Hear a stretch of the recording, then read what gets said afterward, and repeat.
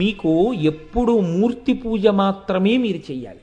ఇంట్లో అంగుష్టమాత్రమైనటువంటి విగ్రహాన్ని పెట్టి మీరు చక్కగా పూజ చేసుకుంటే భగవంతుడు మీ పట్ల ప్రసన్నుడవుతాడు, ఈశ్వరుడు ఎంతో సంతోషిస్తాడు. ఒక ఫోటో అనుకోండి, దానికి ఇబ్బంది ఏమి ఉండదు.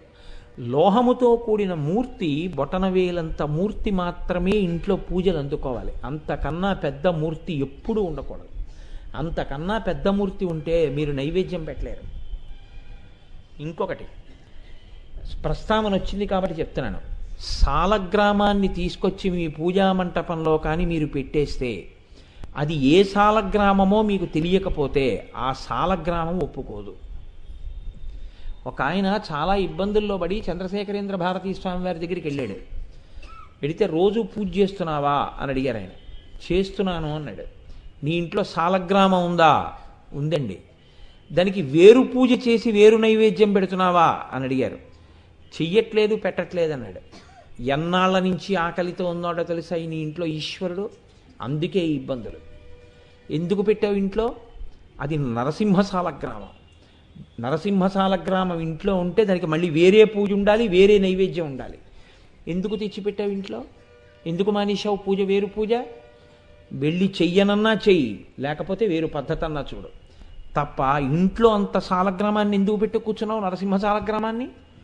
అలాగే ఇవాళ ప్రపంచంలో ఆశ్చర్యకరమైన లక్షణం ఏమిటంటే, నేను ఈ మాట చెప్పినందుకు ఎంత మాత్రం బెంగ పెట్టుకోవట్లేదు. ఎందుకంటే నేను నా సొంత మాట ఇందులో ఒక్కటి చెప్పట్లేదు. నాకు పరమాచార్య స్వామి వారంటే పరమ భక్తి. పరమాచార్యుల వారు స్పష్టమైన హెచ్చరిక, ఏం పరోక్షం కాదు, స్పష్టంగా చెప్పారు. శ్రీచక్రము జోలికి వెళ్ళవద్దు, మీరు దాన్ని పూజ చెయ్యలేరు. శ్రీచక్రాన్ని మీరు ఆరాధన చెయ్యాలంటే ఆ పూజా విధానం అంతా వేరు. మీకు బాగా నిష్ట ఉండాలి. అపారమైనటువంటి నిష్ణాతులై మీరు శ్రీచక్రాన్ని ఆరాధన చేయవలసి ఉంటుంది.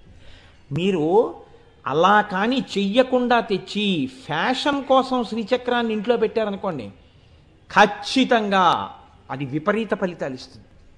నేను చెప్పట్లేదు ఈ మాట, మళ్ళీ చెప్తున్నా, పరమాచార్య చెప్తున్నారు. పరమాచార్యుల వారే మీరుతో మాట్లాడుతున్నారని గుర్తుపెట్టుకోండి. శ్రీచక్రాన్ని ఇంట పెట్టి పూజ చెయ్యడానికి సిద్ధపడకూడదు.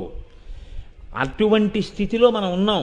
శ్రీచక్రం గురించి నాకు బాగా తెలుసు, శ్రీచక్ర పూజ ఎలా చెయ్యాలో నాకు బాగా తెలుసు అన్న పెద్దలు కొద్దిమంది మాత్రమే ఉంటారు. అటువంటి పెద్దలు ఇంట్లో ఉండి ఎక్కడికైనా వెళ్ళినప్పుడు ఎలా పెట్టాలో, ఇంట్లో ఉంటే ఎలా పూజ చెయ్యాలో తెలిస్తేనే శ్రీచక్రాన్ని ఇంట్లో పెట్టు, లేకపోతే పెట్టవద్దు. చక్రముల జోలి నీకెందుకు అసలు? అయితే ఇవాళ సమాజంలో ఆశ్చర్యకరమైన లక్షణం ఏంటంటే, ప్రతి దానికి ఓ చక్రం ఇచ్చేస్తున్నారు, పూజలో పెట్టుకోండి అని. అసలు చక్రమును గృహస్థు ఆరాధన చేయడానికి చాలా దూరంగా ఉండాలి. ఎప్పుడూ అంగుష్టమాత్ర విగ్రహానికి పూజ చేయడమే చాలా సులభమైన, చాలా శ్రేయస్కరమైన పద్ధతి.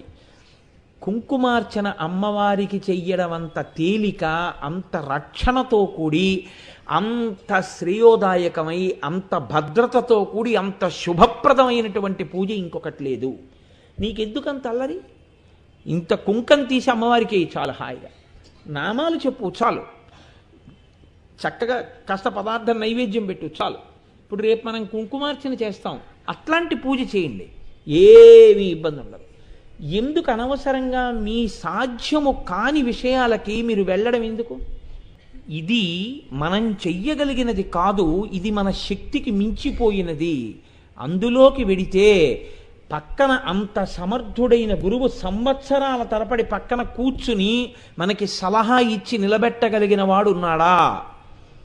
ఆయన కూడా అంతటి సమర్థుడా? కాబట్టి అమ్మవారి యొక్క అర్చన యందు చాలా తేలిక మార్గం ఏది అంటే భక్తితో హాయిగా అమ్మ అండం, లలితా సహస్రం చదువుకోవడం, చక్కగా కుంకుమార్చన చేయడం, నైవేద్యం పెట్టడం, పువ్వులతో పూజ చేయడం, అమ్మవారికి చక్కగా నైవేద్యం పెట్టుకోవడం, ప్రసాదం తినడం, అమ్మవారికి ఆభరణాలు అక్కడ పెట్టడం, 4 గాజులు పెట్టడం, ఓ నల్లపూసల గొలుసు పెట్టడం, ఓ కర్పూర తాంబూలం పెట్టడం, మురిసిపోతుంది ఆవిడ. నీకు ఈ మార్గం ఉంది, ఆ మార్గం ఉంది, ఏ మార్గం తేలిక చెప్పండి నాకు. అసలు ఇదేమిటో మాకు సరిగ్గా అర్థం కాలేదండి అంటే, కుంకం పట్టుకుని ఇలా వేయగలవా శ్రీమాత్రే నమః అంటూ?